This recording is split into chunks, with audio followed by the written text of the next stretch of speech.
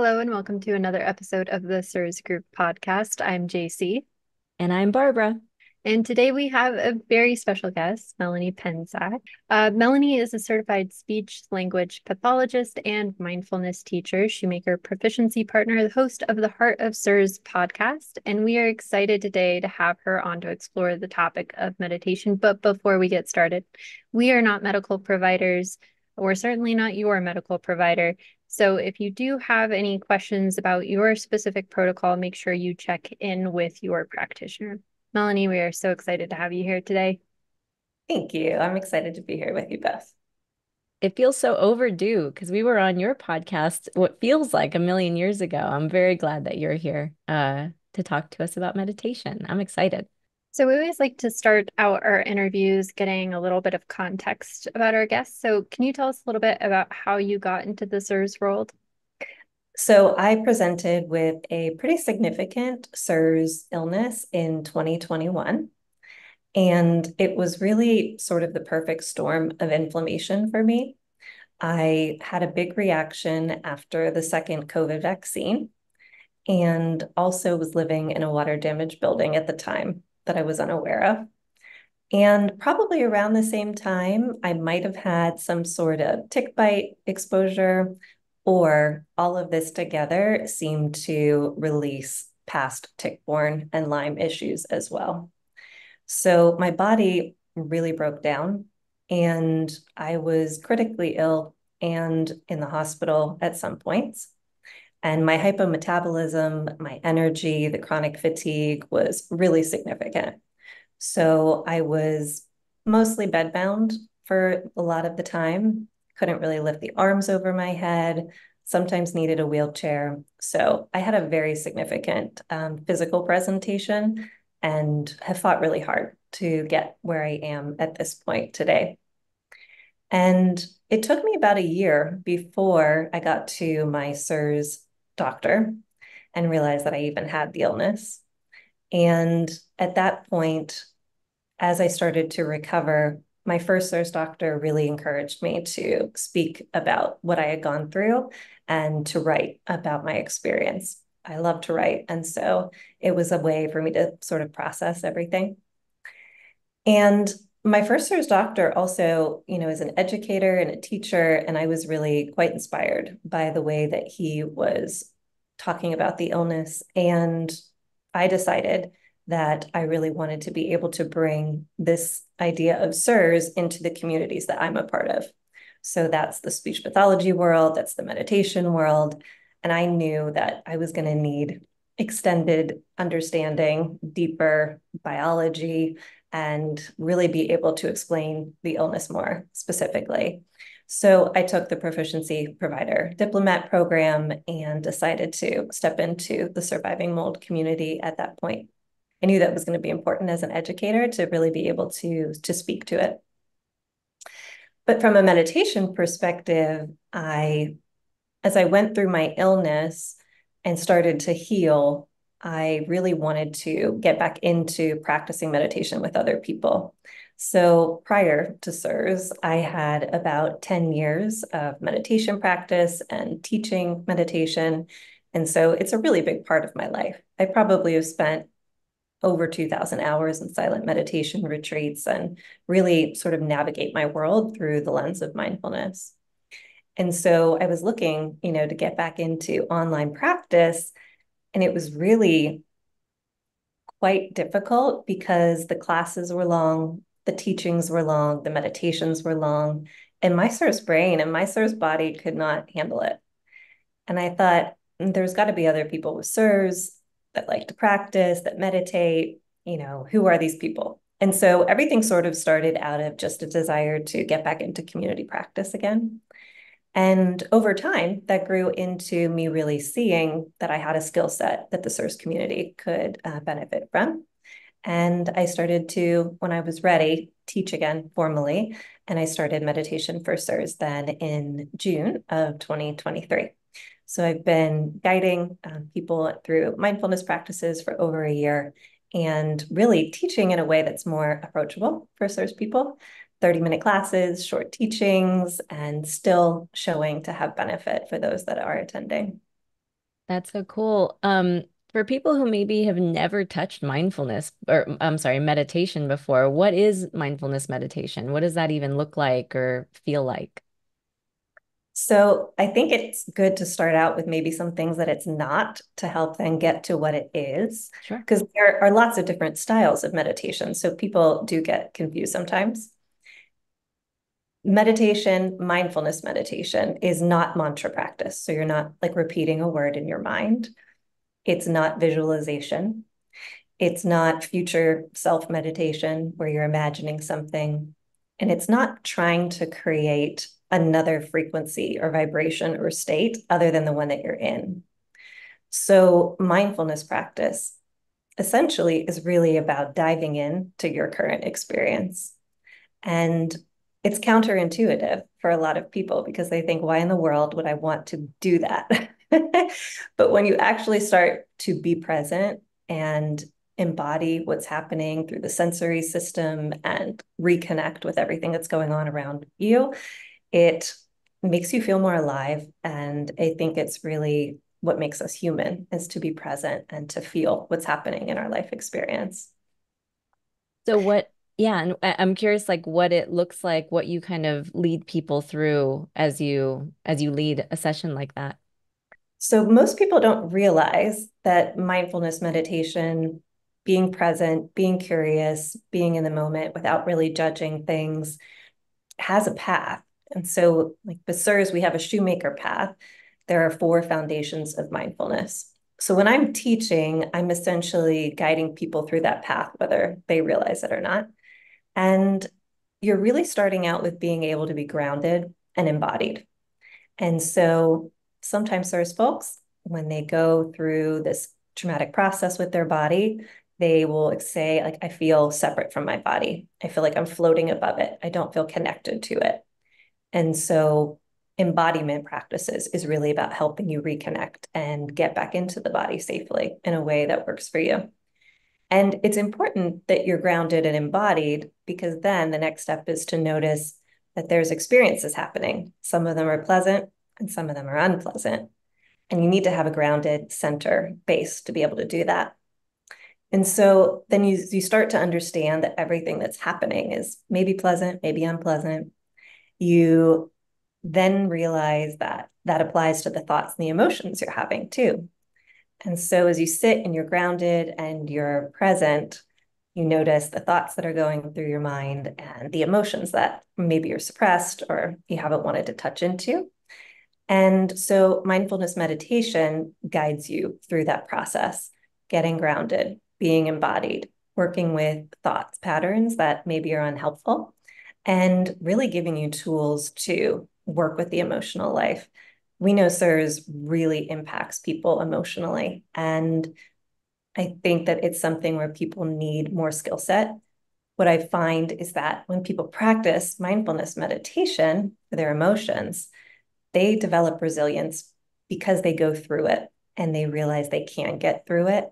And it builds confidence that they can get through the tough stuff because CIRS is tough. And I think trying to avoid that, it's not helpful.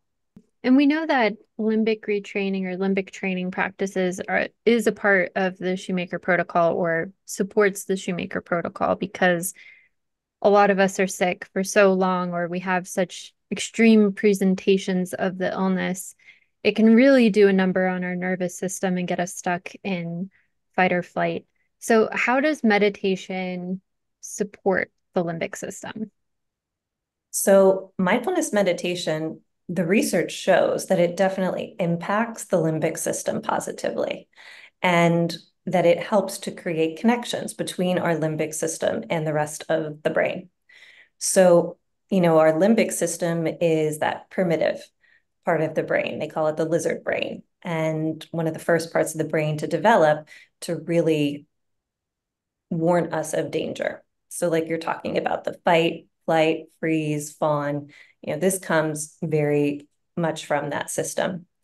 And so the mindfulness meditation actually helps to work on different parts of the limbic system, which there are many, but four I will mention would be amygdala, hippocampus, hypothalamus, thalamus. And so you might recognize these from the neuroquants that you get as a CIRS patient. You find out that maybe these parts of your brain are inflamed or atrophied, and mindfulness meditation actually works to help change those structures in the brain. So an example of this would be amygdala. Amygdala is that warning center, and it gets too big. And the mindfulness practice actually has shown to help reduce the size of the amygdala. So that means that you're able to then get into a parasympathetic, calming nervous system state more frequently and be there and reduce your cortisol spikes. So that's very important for your detoxification and your cellular regeneration, really. And it also helps other parts of the limbic system. So the research shows, for example, the hippocampus, that actually can gain gray matter. And that is helpful for our working memory and for our critical thinking skills. So these are all pieces that we see as being impacted in CIRS patients. And these different meditations, they help to work and target those areas. Wow, that's really cool. And I love anything that on its face seems woo-woo a little bit, but then you can actually like go get a neuroquant before and after, and you can actually see changes to the brain and improvements to the brain over time with that. So I take it that's why mindful meditation is a good option for people with CIRS. It's something that they can explore to like, further enhance the recovery that they're doing with their brain. I don't believe that we need to wait until VIP to start thinking about fixing our brain. Mm. I actually think one of the reasons that I was able to regain a lot of my cognitive skills pretty quickly as I went through the process was because of my strong meditation practice and frequent meditation practice. And I also did other brain exercises and activities. My background as a speech and language pathologist, it shows me that, we work on the brain and we can make changes. And so I think people get a little disempowered as they go through CIRS and think that there's nothing that they can do. And actually, all of these different strategies, whatever that strategy is for you that sticks and feels like it's successful, I really do think that it is helping to change the brain. Now, do we have research that shows yet that CIRS patients are benefiting from mindfulness practices? We don't, but there are many other medical diagnoses that are research that are showing that sort of positive impact.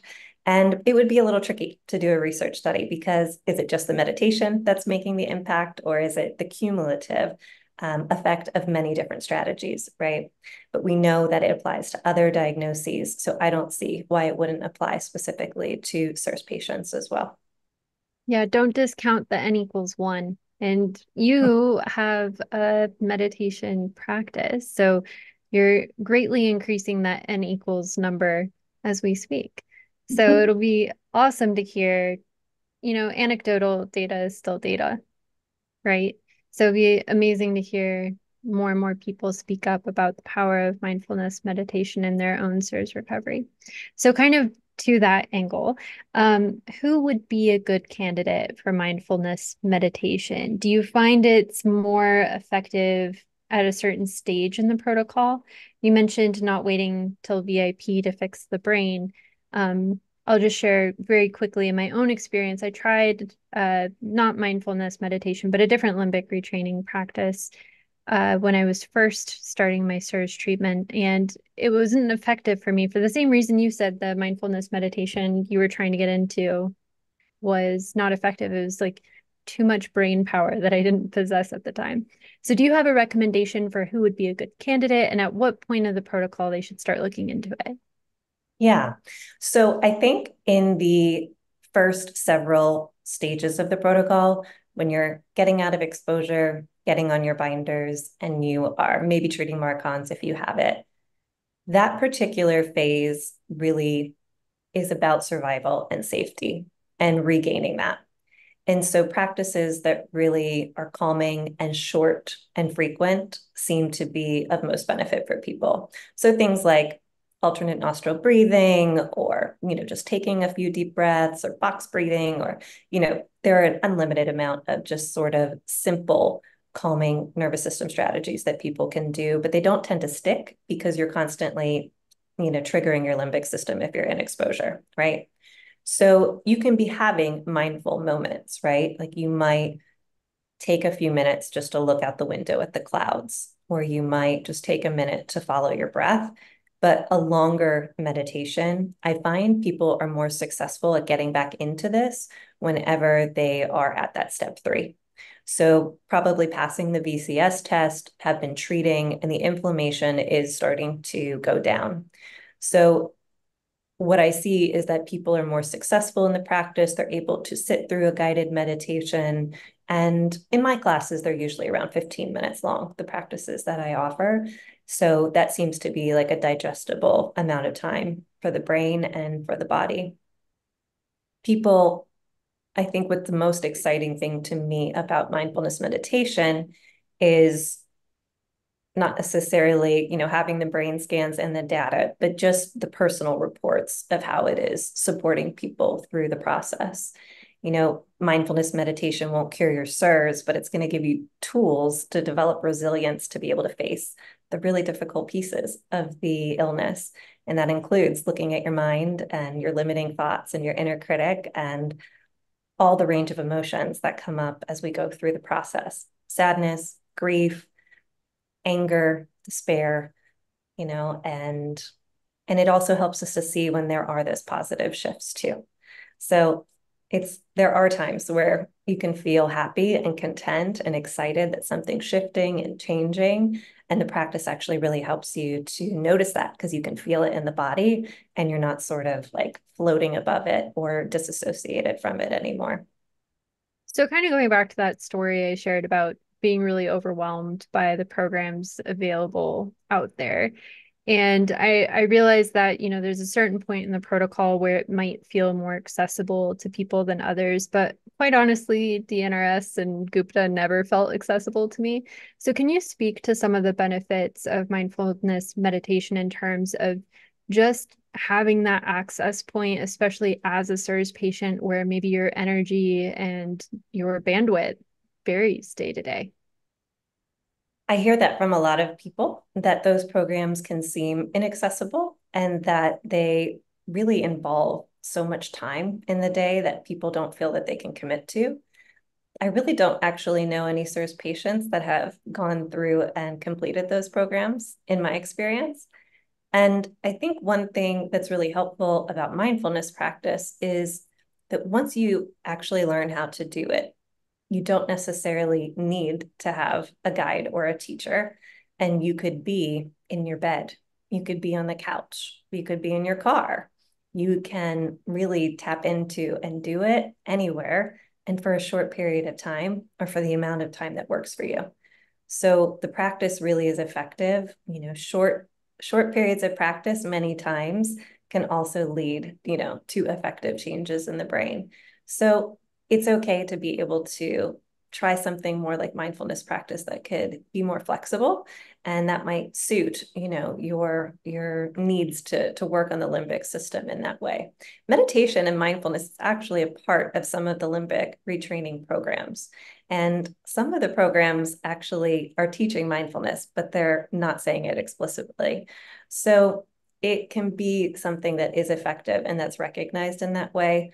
I'm actually just really putting it out there and being very explicit, saying, mindfulness meditation is something that can work in that capacity. So, if you have even just a little bit of curiosity about meditation, then it can be something that you can take with you wherever you are.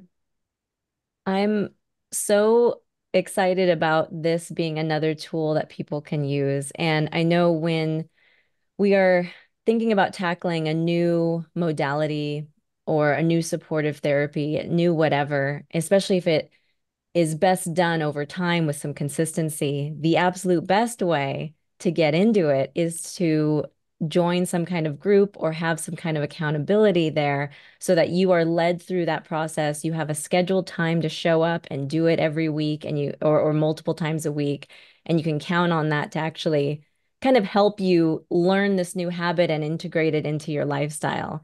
which is why, do you like that segue? Which is why I'm so excited that you are launching a new membership group specifically for this purpose to support people in their meditation journey. So I would love to hear more about that. Yes, I am super excited to be able to launch the practice portal. And within the practice portal, this online membership space, there's going to be private spaces for CIRS folks. So there will be lots of different resources for people outside of CIRS as well, but there will be an exclusive CIRS space where you are able to attend the live Monday meditations. So you can start off your week with a group of people and have this idea of something to pay attention to and be aware of over the week ahead. And there's a chat space, and it's really about reflection. So mindfulness practice is also about contemplating the experiences that you're going through. And that can be missing in some of the limbic programs and the other meditation types of programs. And people need a space to really voice that and to be heard in that and seen so that they can learn through this experience. So you'll have a chat space. And then there are also going to be quarterly mindfulness workshops, and there will be access to the quarterly healing grief circles that I run, a ritual. And you'll also have exclusive content from the Heart of CIRS podcast that will not be available to the public. So I'm really hoping that a lot of people will want to start out their week that way and get together in community. Because as you said, it takes a lot of effort to develop a new habit without having CIRS. And then you add CIRS on top of it, and you might know that it's good for you or you're curious about it. And to really build some momentum around meditation, it's great to be in a group of people. Just like you might sign up to the gym and get a trainer, or you sign up for a weekly class that you want to go to all the time to help you get started with a physical workout program. This is sort of a way to really commit to your mental health. Absolutely. I love that this is now an offering that people can do. It's going to be great for people. So if anyone's curious about it, and I would say, join early. This is the magic about these groups is, join early and get in on the ground floor and be part of like something really cool, a great community where everyone is there for the same goal of bettering themselves mentally and physically and reflecting. And that being around that kind of energy really helps build the habits within yourself as well. It rubs off on you. So I love it. It's very exciting. Yeah, so the website is thepracticeportal.circle.so, and you can sign up anytime. We'd love to have you join Early Bird. And you can also sort of see the work on meditation for CIRS through the Instagram page that I have. I offer some free meditations through SoundCloud, and you can also find my work through the Heart of CIRS podcast. Beautiful. And we'll have all those links in the show notes, of course, for you guys. Well, Melanie, thank you so much for joining us today. Thank you for all the resources you provide for our community. I don't think I say this lightly. I feel like CIRS is on this precipice, and people like yourself are the people who are going to push us over the edge in a good way towards, this next stage of CIRS where it is more known and there are better resources available to people going through this. So thank you so much for the work that you do in the CIRS community. We really appreciate you. Thank you. That really means a lot to me because I know when I was going through it, there weren't many resources to tap into. And that's a big part of, why I want to pay that forward. The Buddha, there's a quote by him where he says, if you light a lamp for somebody else, it also brightens your path. And I sort of take that with me into this work where I feel like I'm a little further along than other people that are coming onto the CIRS Shoemaker path. And I want to be able to sort of show them a light that there is a way to work with all of this and to not to despair too much and really give them hope that, they're on the right track for their own recovery. Well, as we said, all the links are down below. Go check out all of Melanie's amazing resources. And in the meantime, if you are looking for more resources and support on your CIRS journey, you can join us over at theCIRSgroup.com. We'll see you there.